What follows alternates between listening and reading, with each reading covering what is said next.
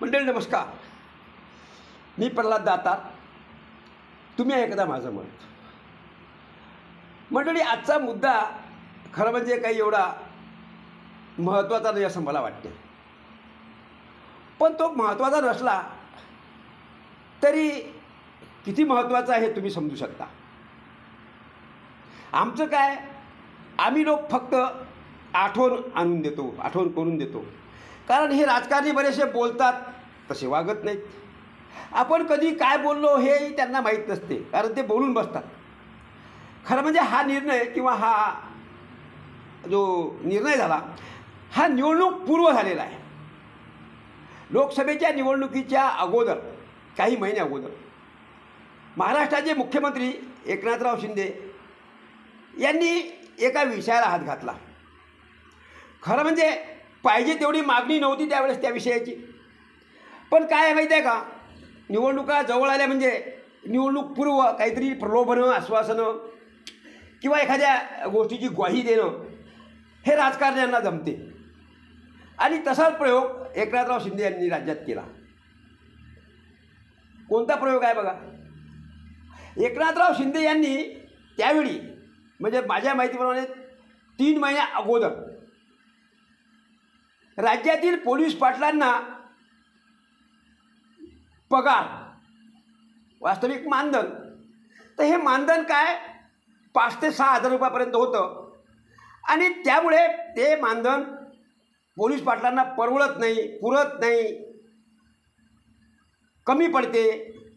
म्हणून की काय, मुख्यमंत्र्यांनी त्यावेळेस 15,000 रुपये दरमहा अशा पद्धतीनं पोलीस पाटलांना पगार सुरू केला. पगार, कारण तशाच पद्धतीचं एक स्टेटमेंट मी वाचलेलं आहे मुख्यमंत्र्यांचं, की ठरलं 15,000 पोलीस पाटील पगार 15,000 आणि 1 तारखेपासून खात्यात येणार. आता हे 1 तारीख, आता ती 1 तारीख कोणत्या महिन्याची? मुख्यमंत्री बोलून बसले की ठीक आहे, ठरलं 15,000 रुपये महिना तुम्हाला आम्ही देऊ. पुढच्या महिन्यापासून, त्याच्या महिन्यापासून, किंवा पुढच्या वर्षीच्या महिन्यापासून, किंवा अगदी शेवटच्या 5 वर्षानंतरच्या महिन्यापासून. नेमका तो महिना त्यांनी सांगितलेला नाही. पण 1 तारखेपासून तुमच्या खात्यात 15,000 रुपये पडणार असं मुख्यमंत्री बोलून बसले. आणि मग त्यामुळे लागलीच राज्यातील सर्व पोलीस पाटील मंडळी वगैरे आनंदात झाले, खुश झाले. आणि चला, आपल्याला आता घर बसल्या 15,000 रुपये मानधन म्हणा, पगार म्हणा मिळेल, या आशेवर ते आजपर्यंत आहेत. पण आता त्याला 3 महिने होऊन गेले. लोकसभेची निवडणुकी होऊन गेली. काही दिवसानंतर, आता म्हणजे जवळपास 125 दिवसानंतर विधानसभेची आचारसंहिता लागेल, विधानसभेचे रणधुमाळी सुरू होईल.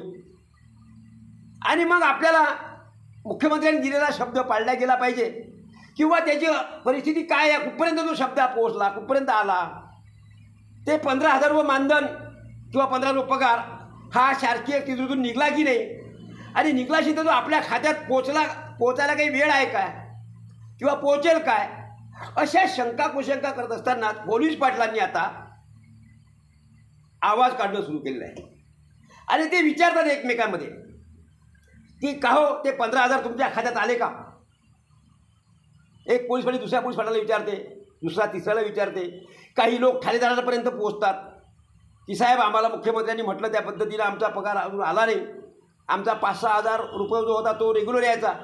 पण हे एकदम 15,000 म्हणजे 8 ते 9 हजार रुपये महिन्यामध्ये जे वाढ झालेली आहे, ती वाढ अजून 3 महिने झाले तरी अजून आलेली नाही. त्यामुळे शासन काय. आणि आता तशा बातम्यासुद्धा उमटायला लागल्या, यायला लागल्या. खरं म्हणजे बऱ्याच जिल्ह्यामध्ये, बऱ्याच तालुक्यामध्ये पोलीस पाटलांची कित्येक पदं रिक्त आहेत. आज रोजी राज्यामध्ये हजारोच्या वर पोलीस पाटलांची पदं रिक्त आहेत. एका गावच्या पोलीस पाटलाकडे 3-3 गावचा प्रभार, 4-4 गावचा प्रभार हा सध्या आहे.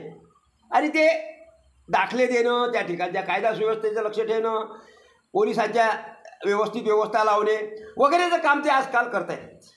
पण मानधनाच्या बाबतीत जे सरकार बोललं ते अजूनही ती तारीख आणि तो महिना. माझा मुद्दा हा आहे की 1 तारखेला तुमच्या खात्यात येईल. तर मुख्यमंत्री एकनाथराव शिंदे यांनी 1 तारीख तर ठीक आहे, पण ती कोणत्या महिन्याची सांगितलेली आहे हे सांगायला हरकत नाही. हे त्यांनी सांगून टाकलं पाहिजे, जेणेकरून पोलीस पाटलांना धीर येईल. आणि मग कितीही महिने झाले, आता 3 महिने तर होऊन गेलेच, म्हणजे आता 15-45,000 रुपये 3 महिन्याचं सरकारकडे थकीत असलेलं मानधन पगार हा प्रत्येक पोलीस पाटलाचा 45,000 रुपये थकीत आहे असं मानायला हरकत नाही.